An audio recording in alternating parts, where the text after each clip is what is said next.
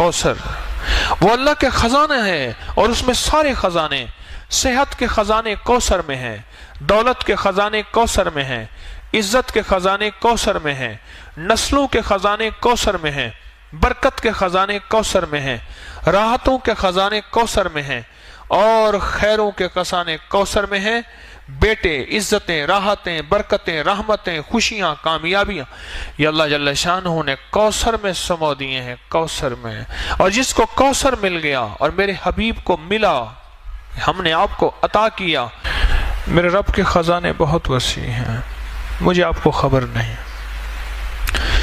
حضرت موسیٰ علیہ السلام اور حضرت خضر علیہ السلام کشتی میں بیٹھے تھے اور سفر کر رہے تھے، جس کا کوئی تذکرہ قرآن میں موجود ہے۔ تو ایک چڑیا آ کے اس کشتی کے کنارے پہ بیٹھی اور اس نے سمندر کے پانی سے چونچ بھرا، اور چونچ پانی کا بھر کے پی کے چلی گئی۔ تو خضر علیہ السلام نے فرمایا، جتنا چونچ میں پانی چڑیا کے ہے، یہ ساری کائنات کا علم ہے جو اللہ نے مخلوق کو دیا ہے، اور باقی جتنا علم ہے یہ سارا سمندر اللہ کے پاس ہے۔ میرے اللہ کے پاس یہ جو سمندر ہے، یہ میرے اللہ کے پاس علم ہے، میرے اللہ کا علم اتنا ہے، اور میرے اللہ کی طاقت اتنی ہے، اور میرے اللہ کی قوت اتنی ہے، اور میرے اللہ کے پاس خزانے ہیں، وسیع خزانے ہیں، اتنے وسیع خزانے ہیں کہ کائنات ساری ایک وقت میں مانگنے میں آئے، اور اپنے مزاج میں، اپنی طبیعت میں، اپنی چاہت میں مانگنے میں آئے، اور مانگے، اور جی بھر کے مانگے، اور جو جی میں آئے وہی مانگے۔ میرا رب سب کو دے، سب کی سنے، اور سب کی سننے کے بعد سب کو اپنے غیب کے خزانے سے جھولیاں بھر کے عطا کرے۔ تو میرے رب کے خزانوں میں ایک خزانہ ہے، اس کا نام ہے کوثر۔ ایک خزانہ ہے، اور اس خزانے کا ایک چشمہ ہے جس کا چشمے کا نام کوثر ہے۔ جیسے سمندر ہے بہت بڑیا، دریا ہے، دریا سے نہریں نکلتی ہیں، بڑی نہریں، چھوٹی نہریں، بڑی نہریں نکلتی ہیں۔ میرے رب کے خزانوں میں ایک خزانہ ہے، نعمتوں کا خزانہ، انعامات کا خزانہ، راحتوں کا خزانہ، برکتوں کا خزانہ، وسعتوں کا خزانہ، عافیتوں کا خزانہ۔ میرے رب کے خزانوں میں ایک خزانہ ہے، اور وہ میرے رب کے علم میں ہے۔ اس خزانے میں سے ایک خزانہ ہے، اس کا نام کوثر ہے، اور وہ جو کوثر ہے، وہ اللہ جل شانہ نے صرف سارے نبیوں میں سے کسی کو نہیں دی، اور میرے مدینے والے محمد صلی اللہ تعالی علیہ وسلم کو عطا فرمائے۔ میرے رب کے پاس جتنی کوثر ہے، اس میں کیا خزانے ہوں گے، اس میں کیا نعمتیں ہوں گی، اس میں کیا راحتیں ہوں گی، اور اس کے اندر کیا برکتیں ہوں گی۔ یہ تو خزانے میں سے، کوثر کے خزانے میں سے ایک کوثر دیا ہے اللہ نے، حوض کوثر جسے کہتے ہیں۔ زبیدہ نہر بہ رہی ہے، اس کے جگہ جگہ 7 حوض بنائے ہوئے ہیں، لوگ پھر وہاں سے پانی پیتے ہیں، باقی نہر بہ رہی ہے۔ یہ حوض کوثر ہے، اور اس کوثر کی یہ تاثیر ہے، جب تک میرے آقا کے دست اطہر سے، میرے سونے ہاتھوں سے، مبارک ہاتھوں سے اگر کوئی پانی نہیں پیے گا، کوئی بدقسمتی ہوگا، جب تک پانی نہیں پیے گا، اسے دنیا کی پیاس، قیامت کی پیاس، حشر کی پیاس اس کی ختم نہیں ہو سکتی۔ وہ 7 سمندر پی جائے، وہ ساری کائنات کا پانی پی جائے، اس کی زبان باہر کتے کی طرح لٹکی ہوئی ہوگی، جب تک کہ وہ میرے آقا کے ہاتھ مبارک، دست مبارک سے پانی، کوثر کا پانی نہیں پیے گا۔ اور اللہ جل شانہ نے قرآن پاک میں جو فرمایا، اِنَّا آتَيْنَا کل کوثر، میرے حبیب ہم نے آپ کو ایک نعمت عطا کی ہے جس کا نام کوثر ہے۔ آپ کو ایک نعمت عطا کی ہے جس کا نام کوثر ہے۔ اور یاد رکھیے گا، ہر کوثر اور ہر زمزم یہ 2 چیزیں ہیں۔ ہر زمزم ایڑیاں رگڑنے کے بعد ملتا ہے، ہر زمزم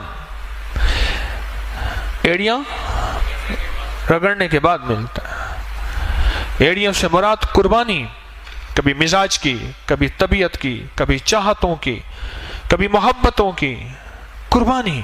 اور قربانی کا سب سے پہلا سبجیکٹ گھر سے شروع ہوتا ہے اور بیوی سے شروع ہوتا ہے، اس میں پہلے میں ہوں۔ سب سے پہلا سبجیکٹ قربانی کا گھر سے شروع ہوتا ہے اور بیوی سے شروع ہوتا ہے۔ کوئی بھی زمزم ایڑیاں رگڑے بغیر نہیں ملتا۔ چھوٹا سا بیگ اٹھا کے ادھر رکھ دیا، ایک پل میں چراغ پا ہو گیا، تو کیا زمزم لینے آیا ہے؟ ایڑیاں رگڑے بغیر زمزم نہیں ملے گا۔ اور ذہن میں رکھیے گا، یہ امت قربانی کی متحمل نہیں ہے، پھر اللہ چھوٹی چھوٹی ان چیزوں سے ایڑیاں رگڑوا کے زمزم دے دیتا ہے۔ ان چھوٹی چھوٹی چیزوں سے۔ کھانا میرے ذوق کا نہیں، سونا میرے ذوق کا نہیں، رہنا میرے مزاج کا نہیں، میری طبیعت چاہتی ہے میں غسل خانے میں پانی کے شاور کے نیچے کھڑا رہوں، ادھر باہر لائن لگی ہے، ادھر طبیعت کو توڑ دیا، یہ ایڑی رگڑی جا رہی ہے۔ جی چاہتا ہے کھانا بہت کھانا کھاؤں گا پھر سو نہیں سکوں گا، یہ ایڑی رگڑی جا رہی ہے۔ جی چاہتا ہے کہ بس میں لیٹا رہوں، ادھر کہتے ہیں اٹھو ظہر کا وقت ہو گیا، اپنی طبیعت کو توڑا چھوڑا، گہری نیند آئی ہوئی، یہ ایڑی رگڑی جا رہی ہے۔ زمزم نکلنے کے لیے، زمزم پانے کے لیے ایڑیاں رگڑنا ضروری ہے۔ وہاں بڑی قربانیاں ہوئی تھیں، یہاں چھوٹی قربانیوں میں رب کی رحمتوں کا زمزم مل جاتا ہے۔ وہاں بڑی قربانیاں ہوئی تھیں، یہاں تو کوئی قربانیاں ہو ہی نہیں رہی۔ پل میں کریم نے چوتھی تراویح کے اندر روتی ہی بدل دی ہواؤں کی، ٹھنڈی ہواؤں چلا کے پورا حال ٹھنڈا کر دیا۔ دو چیزیں جس کو ملتی ہیں، میں عرض کر رہا تھا، ایک زمزم اور ایک کوثر، اس کے پیچھے قربانی ہے۔ میرے آقا مدینے والے کو جو کوثر دیا رب کریم نے، اس کے پیچھے قربانی ہے کہ قریش نے، مشرکین نے میرے آقا کو تانا دیا تھا آپ کے بیٹے نہ ہونے کا تانا دیا تھا، تو اللہ پاک نے فرمایا کہ میرے حبیب ہم نے آپ کو کوثر دے دیا۔ آپ نہیں سوچ سکتے کہ لفظ کوثر میں کیا ہے اور کوثر میں کیا ہے۔ یہ لفظ پھر سنیے گا، لفظ کوثر میں کیا ہے اور کوثر میں کیا ہے، آپ سوچ نہیں سکتے، آپ گمان نہیں کر سکتے کہ کوثر کس کو ملے گا۔ دنیا کا کون خوش قسمت انسان ہے جس کو کوثر ملے گا۔ جس طرح زمزم ناگواریوں کے بغیر نہیں آتا، جس کو میں نے ایڑیاں رگڑنا کہا ہے، اس طرح کوثر بھی ناگواریوں کے بغیر نہیں آتا۔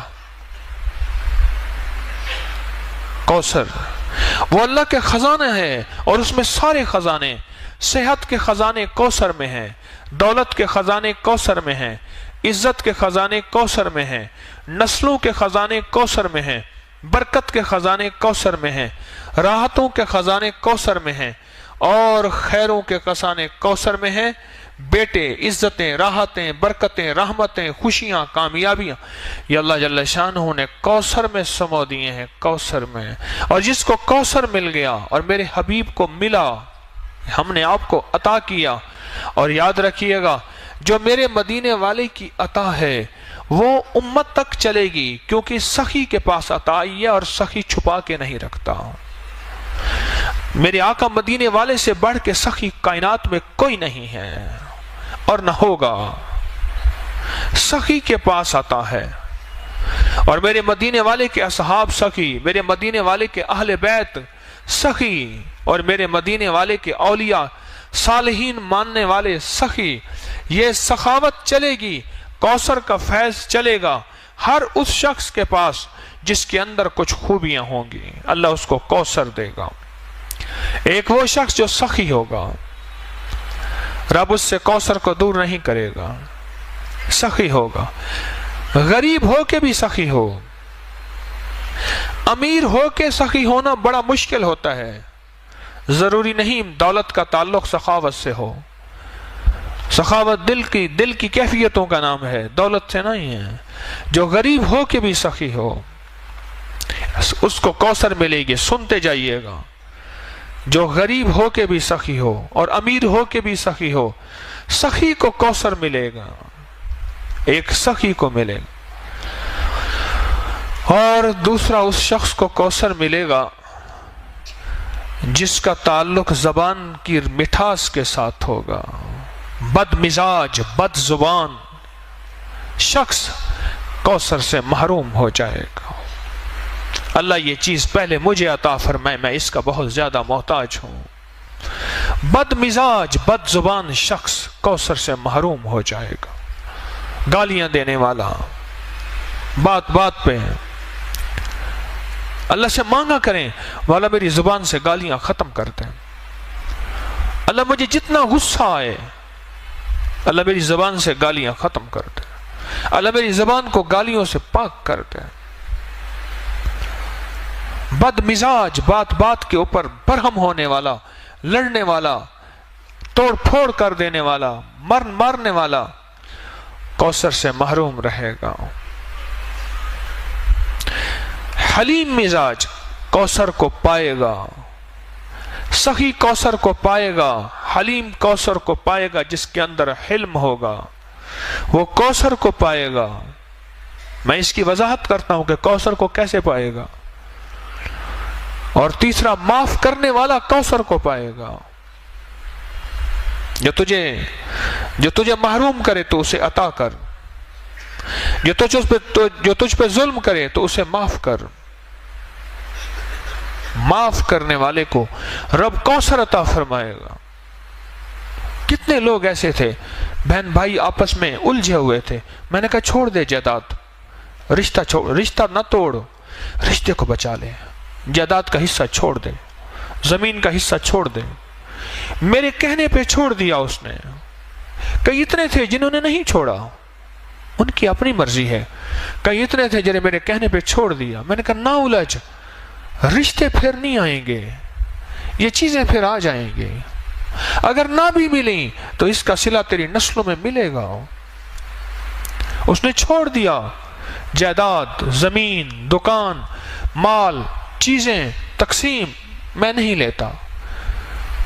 مجھے کہنے لگے جی مجھے دیتے ہیں زبردستی. میں نے کہا جو اگر دیتے ہیں تجھے زبردستی لے لے، اگر پورا نہیں دیتے ایک تو ان سے شکوا نہ کر، ایک ساری زندگی شکوا نہ کر. اگر ساری زندگی شکوا کیا پھر بھی برکت ختم ہو جائے گی.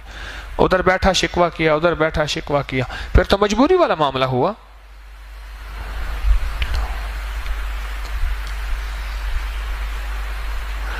کوثر ملتا ہے، کوثر معاف کرنے والے کو کوثر ملتا ہے. کیا عجیب ہے نعمت. معاف کرنے والے کو رب کوثر دیتا ہے، رب کوثر دیتا ہے. جو سلام کو عام کرتا ہے رب اس کو کوثر دیتا ہے. چوتھی نعمت بتا رہا ہوں، یاد گن رہے ہیں جن کو کوثر مل رہا. پہلا کس کو ملے گا؟ سخی کو. دوسرا حلم، حلیم کو، حلم والے کو. تیسرا معاف کرنے والے کو. چوتھا سلام کو عام کرنے والے کو کوثر ملے گا، کوثر ملے. اور تیسرا پانچواں، پیٹھ پیچھے دعا دینے والے کو. کسی کے لیے دعا پیٹھ پیچھے اس کے لیے کر رہا، نہ جان نہ پہچان نہ جاننا، پیٹھ پیچھے دعا کرنے والا، اس کو کوثر ملے گا، اس کو کوثر ملے گا. اور چھٹا، اس کو کوثر ملے گا جو اللہ کے لیے کھلاتا ہے اور اللہ کے لیے پلاتا ہے اور اللہ کے لیے سلاتا ہے اور اللہ کے لیے جگہ دیتا ہے. اللہ کہتا ہے اس کو آؤ کوثر اس کے گھر میں، اس کی نسلوں میں بھر دو. اور کوثر کیا ملے گا اس کو بھی سن لیجئے. ہمیں کہ کوثر وہ خزانہ ہے جو اللہ کے عرش میں ہے، اور اس کا ایک حصہ حوض کوثر ہے. باقی کیا ہوگا؟ جس کی مثال میں نے دی ہے کہ دریا میں سے ایک نہر نکلی ہے، باقی تو دریا ہے، وہ اللہ کے خزانوں میں ہے، اللہ کے علم میں ہے. باقی کیا ہوگا؟ جو شخص یہ خوبیاں اختیار کرے گا، ان خوبیوں پہ محنت کرے گا. یہ محنت ہوتی ہیں خوبیاں، ان پہ محنت ہوتی ہے. اور پتہ ہے محنت کیا ہوتی ہے؟ اس مجمع میں محنت ہوتی ہے. جب بہت سے افراد اکٹھے ہوتے ہیں، جہاں بہت سے برتن اکٹھے ہوں، آواز پیدا ہوتی ہے نہیں ہوتی؟ بولے جب بہت برتن اکٹھے ہوں تو آواز پیدا ہوتی ہے. اسی مجمع میں محنت کرتا جاؤ کرتا جاؤ کرتا جاؤ. اسی مجمع میں یہ تربیت کا مجمع ہے, یہ تعلیم کا مجمع ہے, یہ تعلم کا مجمع ہے, اور یہ سفر ترقی کا مجمع ہے. اس پہ اپنے اوپر محنت کرتا جا کرتا جا کرتا جا کرتا جا. جب یہ محنت کرتا چلا جائے گا اور ٹکراؤ کے باوجود بھی بچتا جائے گا, معاف کرتا جائے گا, درگزر کرتا جائے گا, لوگوں کو جگہ دیتا جائے گا, سخاوت کرتا جائے گا. دنیا کا خوش قسمت انسان یہ ہے جو کسی سے سوال نہ کرے, اور دنیا کا خوش قسمت انسان یہ ہے جو قرضے نہ مانگے. اور ایک بات یاد رکھنا, جس کے قرضے مانگنے کا مزاج ہوتا ہے اس کے گھر پہ, حدیث میں مفہوم عرض کر رہا ہوں, ایک جھنڈا لگ جاتا ہے جس سے فرشتے اور انسان نہیں دیکھ سکتے, جس سے جن اور انسان نہیں دیکھ سکتے, باقی ساری کائنات دیکھتی ہے. جس کے اندر قرضے لینے کا مزاج, مانگنے کا مزاج اور سوال کا مزاج ہوتا ہے, اس جھنڈے پہ لکھا ہوا ہوتا ہے فقر, کہ جا ساری زندگی تو سوال ہی کرتا رہے گا, منگتا ہی رہے گا, بھکاری رہے گا, فقیر رہے گا. جس نے اپنے لیے سوال کا دروازہ کھولا, قرضے کا دروازہ کھولا. یہ 6 لوگ ہیں جو کوثر کے مستحق ہیں, اور ان کی نسلوں میں جب کوثر آ جائے گا, ان کی نسلوں میں اللہ فقر, فاقے, غربت, تنگ دستیاں اللہ نہیں دے گا. اللہ بیٹوں والی نعمتیں, رزق والی نعمتیں, صحت والی نعمتیں, عافیت والی نعمتیں عطا فرماتا جائے گا, فرماتا جائے گا, فرماتا جائے گا. اور پھر کوثر کی نعمت وہ عطا فرمائے گا کہ نسلوں کوثر کی برکتوں سے مالا مال ہو جائیں گے. تو ایک تو کوثر کا اس مفہوم کو سمجھیں کہ کوثر ہے کیا, اور کوثر ملے گا کس کو, اور کوثر کا خزانہ جس میں کائنات کی ساری نعمتیں ہیں, اس میں حلم بھی ہے, علم بھی ہے, اس میں کشف کی نعمت بھی ہے, اس میں کرامت کی نعمت بھی ہے, اس میں عبادت کی نعمت بھی ہے, اس میں ولایت کی نعمت بھی ہے, اس میں فقیری کی نعمت بھی ہے, اور اس میں اعلیٰ مرتبے اعلیٰ مقام کی نعمت بھی ہے. ساری نعمتیں اللہ جل شانہ نے اس کوثر کے خزانے میں رکھی ہیں, اور ملے گا کوثر کا خزانہ اس کو جس کے اندر یہ 6 صفات ہوں گے. ان 10 روزوں میں یہ تجربہ ہو رہا ہے. ہلکی پھلکی ناگواری, ہلکی پھلکی یہ چیز اللہ جان بوجھ کے دیتا ہے. لینے کوثر آیا ہے, کہتا ہے ٹھک ٹھک بھی نہ کر. اور جو شخص آج کی رات میں کتنی دفعہ سورت کوثر پڑھے گا؟ 313 دفعہ سورت کوثر پڑھے گا. میں کہتا ہوں جھولیاں بھروانے کے لیے رب نے ویسے ہی ٹھنڈی ہوائیں اوپر صحن میں بیٹھ کے, سبحان اللہ, ٹھنڈی ٹھنڈی ہوائیں, یہیں بیٹھ کے رب نے موسم بدل دیا. اس نے کہا تو بیٹھ کے سورت کوثر پڑھتا جا اور میری رحمتوں کو اندر سموتا جا.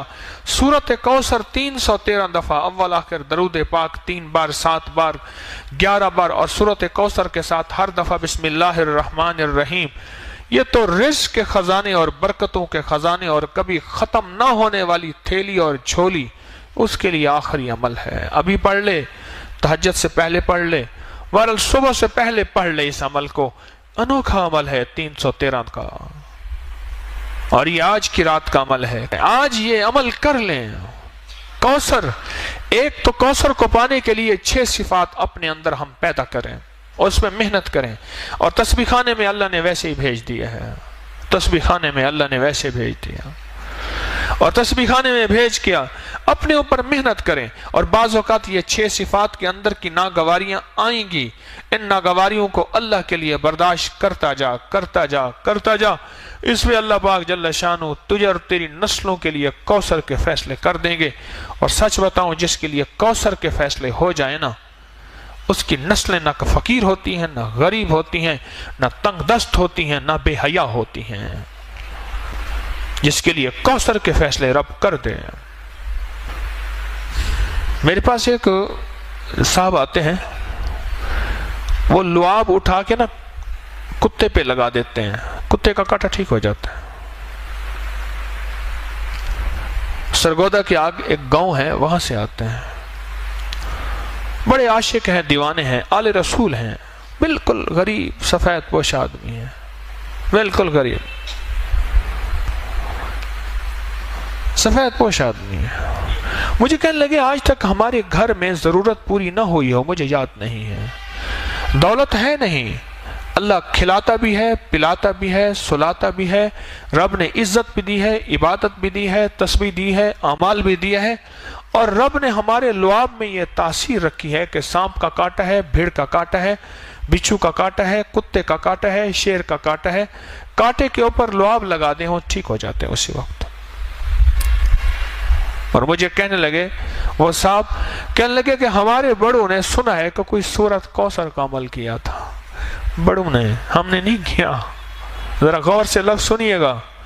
ہمارے بڑوں نے سنا ہے کیا کیا تھا، کوئی سورۃ کوثر کا عمل کیا تھا. اس کی تاثیر چلی آ رہی ہے. اب وہ بڑوں میں کوئی پہلی نسل ہے، تیسری نسل ہے، پانچویں نسل ہے، ساتویں نسل ہے، اب یہ خبر نہیں، پر ہمارے بڑوں نے کوئی سورۃ کوثر کا عمل کیا تھا. اس کی تاثیر چلی آ رہی ہے اور ہماری نسلوں میں اس کی تاثیر ہے. ہماری نسلوں میں اللہ ساری ہماری ضرورتیں عزت کے ساتھ پوری کر رہا ہے اور ہمارے لعاب میں یہ تاثیر ہے. ہمارے بچے کے لعاب میں بھی یہ تاثیر ہے. کہنے لگے بعض اوقات گھر میں نہیں ہوتا تو میرا بچہ ہوتا ہے